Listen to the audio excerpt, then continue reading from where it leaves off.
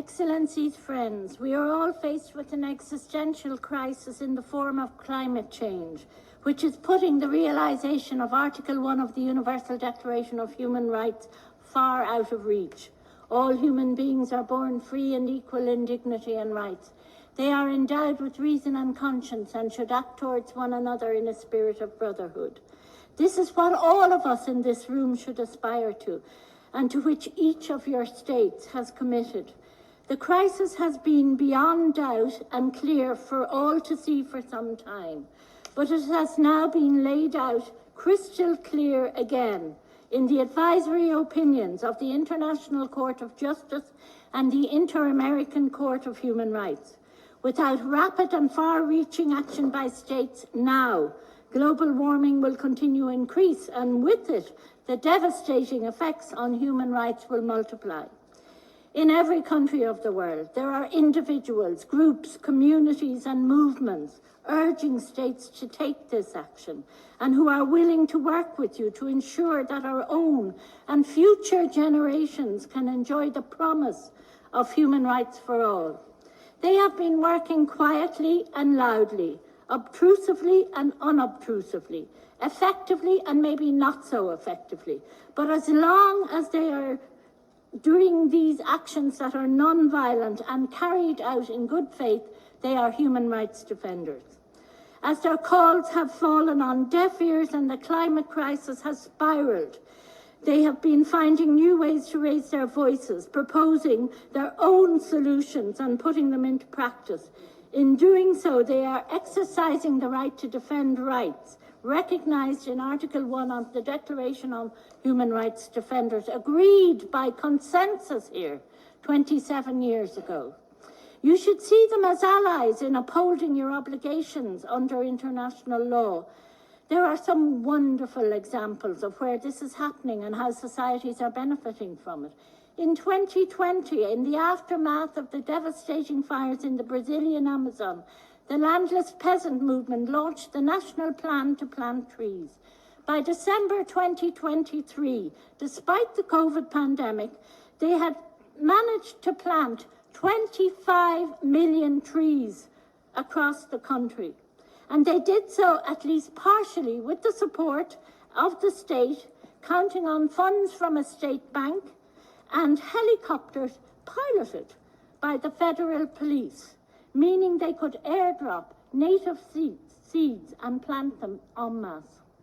In Sierra Leone in 2020, after more than a decade of advocacy by human rights defenders, the government enacted legislation through a participatory and inclusive process to strengthen communal land rights in the country, including the right to free, prior and informed consent for communities confronted with mining and agro-industrial monocultures. I highlight these and some other positive examples in my report because they do exist and must be built on. This is the kind of action, collaboration and good practice that we need.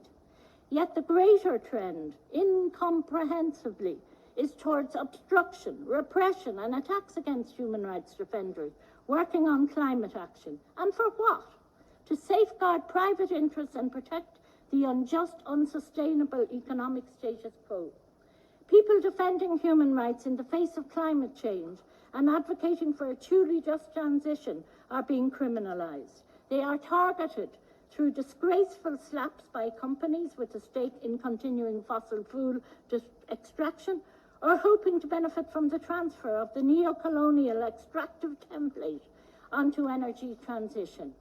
They are being subjected to physical attacks, to threats, surveillance and police violence during peaceful protests. It's happening all over the world. In my report, I identify how these attacks are spreading as the climate situation becomes ever more urgent. It is creating a vicious cycle, leaving the climate crisis unaddressed, human rights at risk, and human rights defenders deterred from speaking out and taking action.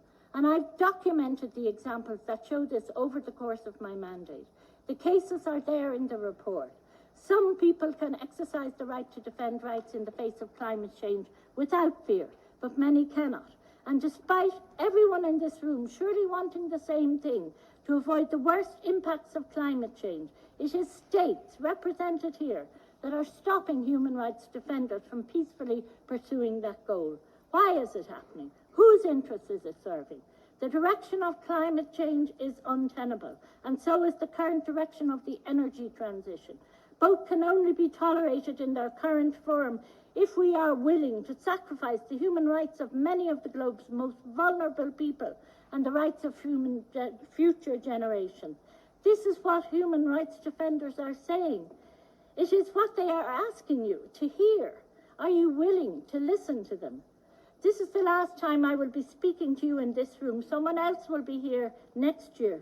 So I urge you, one last time, to send the message back to your capitals that change needs to happen now. Human rights and the people defending them need to be put at the centre of your policies and politics, both at home and abroad. Human rights are held by everyone without discrimination, and they have to be insisted on. As we survey the wanton wreckage of Sudan, Myanmar, Gaza, Eastern Congo, Ukraine and Afghanistan, we can see all too clearly what happens when states discard them: savagery and the fruitless search for food and water. Finally, human rights are at the heart of the world we must all dare to imagine and work to make a reality.